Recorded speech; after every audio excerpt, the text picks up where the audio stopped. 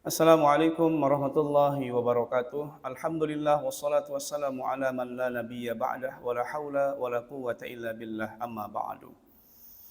Di dalam surah Al-Mulk ayat yang kedua kalau tidak salah, Allah Subhanahu wa taala berfirman, "Alladzi khalaqal maut wal hayat liyabluwakum ayyukum ahsanu amala."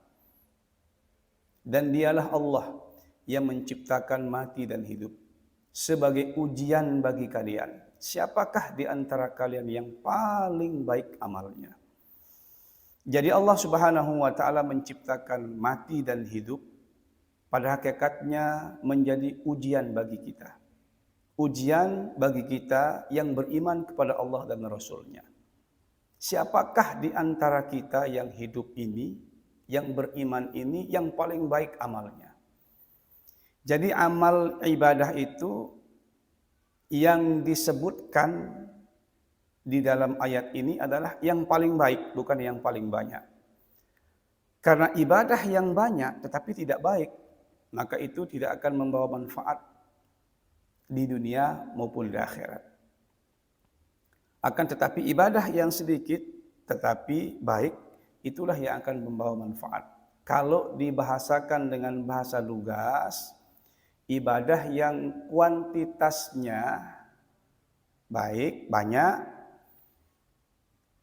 tapi kualitasnya kurang, itu tidak akan bermanfaat. Justru ibadah semacam ini akan mengakibatkan seseorang nanti bersifat ujub dan riya kepada orang lain. Tetapi ibadah secara kuantitas sedikit, namun kualitasnya luar biasa, inilah ibadah yang kita upayakan dalam kehidupan kita. Jadi hadirin kaum muslimin rahimakumullah, siapa di antara kita yang paling baik ibadah kita? Bukan yang paling banyak melakukan ibadah kepada Allah Subhanahu wa taala. Kemudian para salaf menafsirkan ibadah yang paling baik itu adalah ibadah yang memenuhi dua syarat. Yang pertama, ibadah yang dilakukan atas dasar keikhlasan kepada Allah Subhanahu wa taala. Ibadah yang dikerjakan semata-mata karena mengerjakan perintah Allah Subhanahu wa taala. Bila mana kita mengerjakan salat, berpuasa, haji, berzakat, berzikir dan semua perintah-perintah lain dalam agama kita kerjakan semata-mata kita menyadari itu perintah Allah Subhanahu wa taala yang wajib atau yang harus kita kerjakan sebagai seorang hamba. Jadi syarat ibadah itu dikatakan baik adalah pertama harus dikerjakan dengan ikhlas kepada Allah Subhanahu wa taala. Lalu yang kedua, syarat ibadah itu dikatakan baik adalah apabila ibadah tersebut dikerjakan sesuai dengan tuntunan Nabi kita Muhammad sallallahu alaihi wasallam atau diistilahkan dengan ittiba' atau mutaba'atan. Kalau kita mengerjakan sholat, maka sholat itu harus kita kerjakan sesuai dengan tuntunan Nabi kita Muhammad sallallahu alaihi wasallam. Kalau kita mengerjakan haji, umroh, puasa, zikir, bersolawat, dan lain sebagainya, maka hendaknya ibadah-ibadah tersebut kita kerjakan sesuaikan dengan tuntunan Nabi kita sallallahu alaihi wasallam. Sehingga secara tidak langsung hal ini mengharuskan kita untuk mempelajari sunnah-sunnah Nabi kita Muhammad sallallahu alaihi wasallam.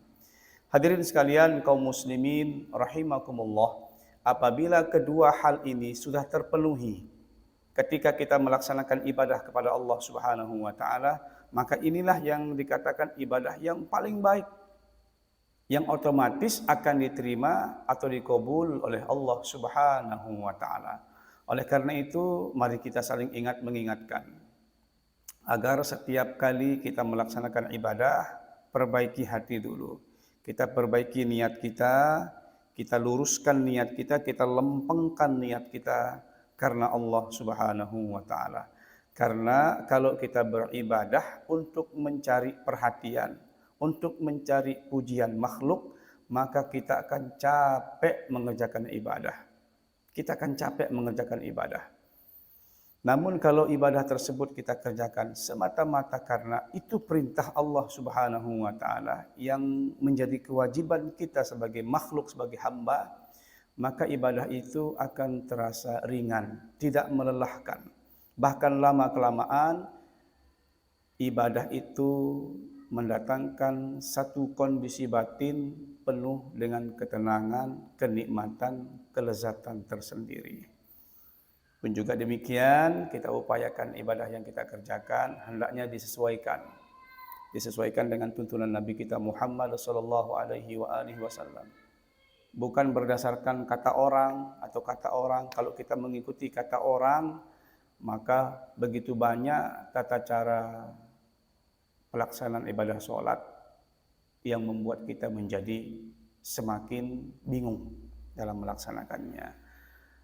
Mudah-mudahan apa yang kami sampaikan bermanfaat dan dapat kita jadikan sebagai ilmu dalam kehidupan kita sehari-hari sebagai bekal melaksanakan ibadah kepada Allah Subhanahu wa taala.